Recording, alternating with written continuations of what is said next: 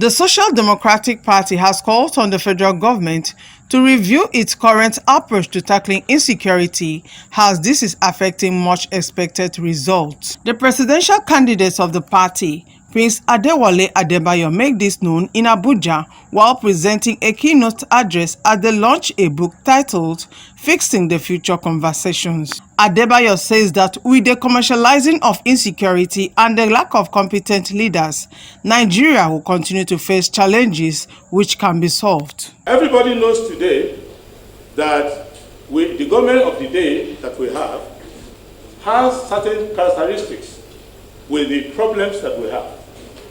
One, we have problems of insecurity. The government of the day can stop insecurity if it can skip the business that comes out of insecurity. But the government of the day, just like the government before it, has seen insecurity as an opportunity to spend money that they ordinarily would not be able to access before. That is the first problem of insecurity. Poverty in Nigeria is in Nigeria on the invitation of the government. Unless the government of Nigeria wants to kick poverty, poverty will not go away. The government is creating new poverty because in the past, poverty was limited to those who were disabled, who were disadvantaged, who were illiterate, who were uneducated. But today, poverty is a companion of everybody who is not the government, or who is not doing business with the government, or who is not helping government people to hold money. Even if you are a doctor, a lawyer, an engineer, a surveyor, a journalist, whatever you are, the government has created sufficient poverty to make your work experience to look like you're wasting your time. Why? Because government is stealing the money in the budget, government is stealing the oil on the field, government is also stealing the foreign exchange in the CBN. So every day government prints money and devalues the currency. So if you are earning 100,000 now in October, by December your 100,000 is worth only 65,000. But who are the people in government? If I look at this table, there are people in government there. If you look at this side, there are people in government there. We can fix the problem today if you want to fix it. There is nothing complicated about fixing the problem. And we are not attracting talent to government. So there are people in government today who are dazed, tired, combobulated, confused about the assignment given to them. But there are people roaming about with solutions. Why? Because our politics is based on money. And unless you have money to be a candidate and give money to your party chairman, you can't even win primary if you don't do that. If you don't give money to a delegate, however much delegates sing national anthem at the beginning of the convention, if you don't give them money, they will not vote for you.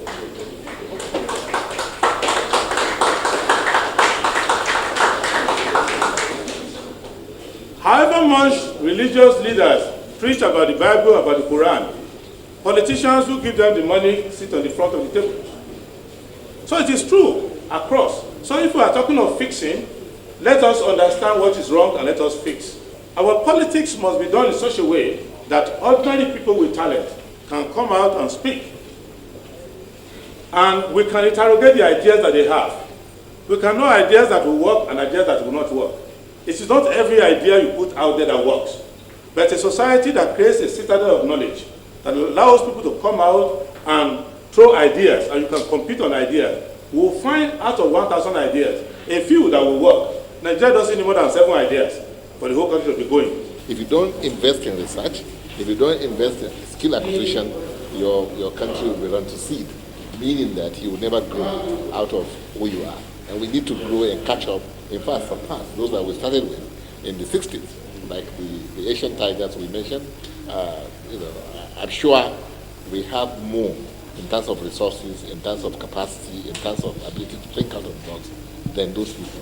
So this is why we believe Nigeria is the promise of greatness. And that's why we believe the youth must be keyed into the trajectory of taking this country to the highest level that we can ever take it, because the ingredients are there, the potential is there, the resources, the opportunities are there, and the investments will come because once you can put your precious capital, which is the population, which is education, in the right place, you will find people coming to